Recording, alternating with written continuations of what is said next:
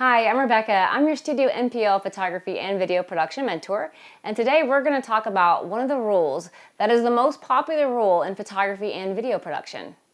The rule is the rule of thirds, and this rule is used to help create good compositions. It's also a really good rule to help you decide what to put inside your frame, inside the image. So how you use the rule of thirds? It's kind of simple actually. All you're doing is breaking your image, what's inside the frame, into 3 lines, 3 segments, basically thirds. You're also turning them into 9 squares. So where all these lines intersect, that's where your most important image is going to go. Your most important person, your most important object is going to go inside where the lines intersect. So the best way to envision it is like a tic-tac-toe frame. So you have the tic-tac-toe board in front of your image. And you look at what you're shooting and you think, what is the most important object in this scene? And you want to place it where the lines intersect. Why do you want to do that? Okay, so studies show that when someone is viewing an image, what they're doing is their eye automatically goes to where those lines intersect. So you want to create a pleasing composition by going along with how they're viewing. You don't want to fight how they're looking. So you want to put those important objects right where those lines intersect. Here are some examples to look at. You can see how they do it in film, and you can see how it's done in photography. It works for both. So when you're looking at what you want to take a picture of or what you want to include in your film, you already know what you're shooting, what's the most important thing that you're trying to get across to your audience. So once you put that where those lines intersect, then you can start thinking where the other items can go, and this helps you eliminate objects that aren't even important to your scene. The rule of thirds works no matter what you're taking a picture of. If you're doing a portrait, then you want to make sure that the eyes of the person that you're photographing goes right across the top of the 3 lines. If you're doing a documentary or even a newscast where you need to identify someone, then that's when their name, their occupation goes on what they call the lower third. So you're always constantly using the rule of thirds when you're shooting, whether in video or photography. A lot of cameras, your DSLR or your smartphones, have a grid that you can turn on to kind of help you start practicing on using the rule of thirds. Once you start doing this on a regular basis, you're not even going to need that grid. Your mind is going to automatically start placing your objects at the place of where the lines intersect, those important points. So I want to go ahead and give you 3 activities that will help you practice with the rule of thirds. The first activity is to find something in your home to photograph.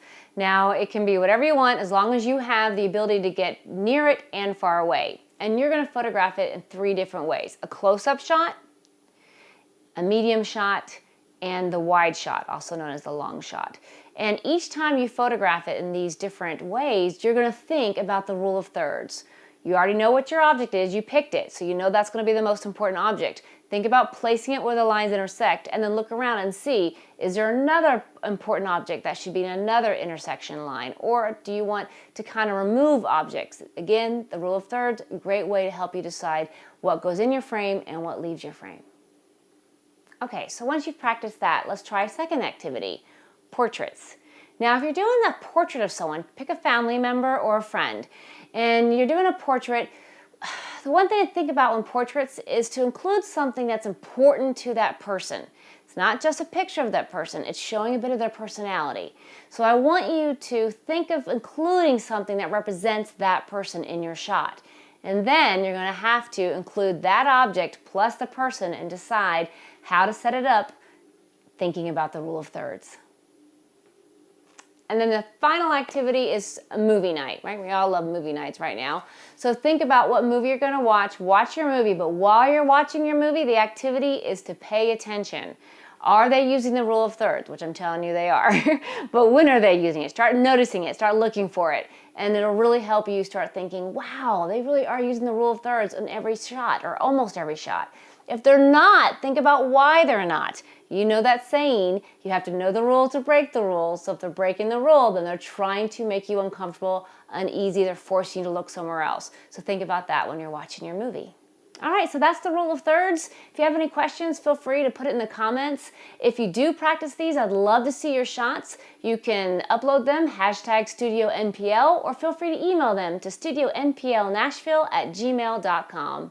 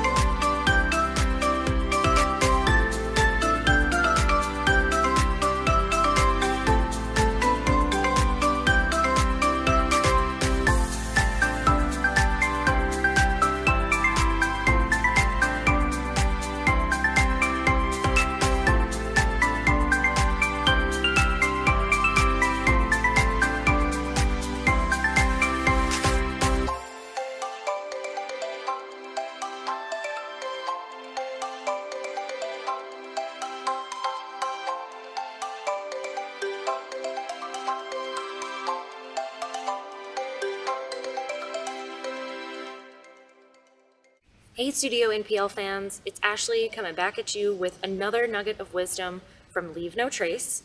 Now you may know over the past few weeks I have gone over two other principles, the first two. Number one is plan and prepare, and number two is travel and camp on durable surfaces. Now today we're going to talk about number three, which is disposing of waste properly.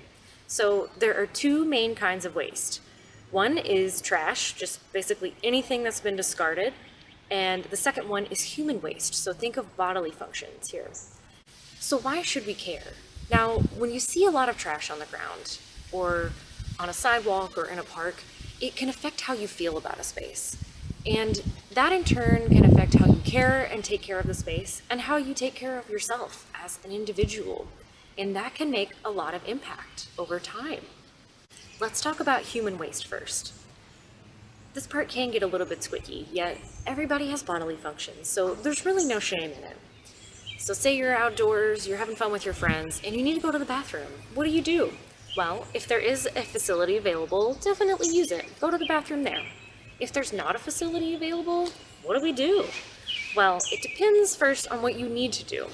If we're talking about number one, or urinating, this does not affect wildlife, vegetation, or soil very much. You can also dilute urine afterwards with a bottle of water to help minimize any negative effects. Now, if nature calls and you need to do number two, it's okay. Everybody poops. You can dig something called a cat hole with a little trowel like this. This is just a little tiny shovel that I keep in a backpack. You never know when you'll need to use it. So you'll want to dig your cat hole about 200 feet away from any water sources, and it's going to need to be 6 to 8 inches deep, which this trowel is about the depth of that. It's deeper than you think. And this, once you have done your business and you've covered it up again, this is a really discreet way to deal with bodily functions. Also, when it comes to toilet paper, you can keep a little baggie like this of toilet paper in your backpack all the time. You never know when you'll need it. It could be for all kinds of different things, not just bodily functions. Yet, if you do bring toilet paper and you use it outdoors, you need to A, either dig a cat hole and bury it so that it can decompose, or B, pack it out with you. Also, when it comes to feminine products, we'll want to pack those out as well, as they do not decompose and they can attract wildlife when left behind. Our other most visible form of waste is trash, and that is basically any item left behind unintentionally or intentionally by humans. Now, this is anything from styrofoam cups to bottles, cans, anything. You've seen it before, on the side of the road or in our waterways as well. Now, one of the biggest misconceptions about waste is biodegradable items. Most commonly are apple cores, banana peels, and orange peels. You may think that since these are biodegradable, that they're going to just disappear and break down. But when left on the surface, they're not going anywhere.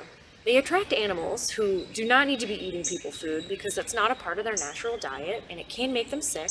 And even you can come back a year later and that orange peel may still be there. Another common move I like to call the "I'll come back for it later" is when someone walks their dog and the dog poops, they bag the poop and yet they leave it behind or hide it somewhere. This is no fun. If you are in charge of walking the dog or you're with someone who's walking a dog and this happens, finish the job and you dispose of that stuff and then pat yourself on the back. Now, there's a saying called "pack it in, pack it out." And that is an easy way to remember when you are bringing something with you out into the world, make sure you bring it back and find a trash can later or another suitable place to dispose of it. Now, a really great way to prepare for a lot of these moments is to make a habit of keeping a small plastic bag or like a grocery store bag, something maybe reusable, in your backpack. I keep some of these with me at all times. I usually have grocery store bags because they're a little bit bigger. These come in really handy because you never know when you're going to make waste that you need to save for a trash can later. Or if a friend, say you're walking and they're finished with their snacks that they're eating and they don't know what to do with the wrapper, so they might think to throw it in the woods. And you can stop and say, "It's cool, I got this." And you can keep that trash for later and get rid of it. And for that, you will get a gold star. Pat yourself on the back. So as usual, all of these things take practice into making them habits, and that's okay. You might find yourself unprepared at times. It's going to happen. Try not to judge yourself. It's all right. And remember, when we can be ready to dispose of waste properly, it can make a huge difference. So again, thanks for listening and have a great day.